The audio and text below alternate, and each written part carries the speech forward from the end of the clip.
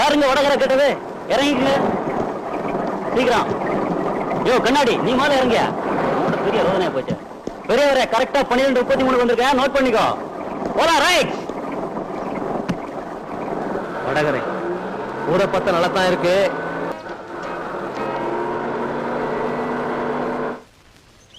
என்னாச்சு? Pant shirt போட்டு வர வாவா நகர் வந்துருச்சு, கொஞ்சம் இறங்குங்களா? ஒண்ணும் இல்லைங்க தம்பி. இந்தாப்பா டீ கடை வந்தாச்சு. டீ காபி சாப்பிடுறீங்களா? சீக்கிரம் சாப்பிட்டு வாங்க.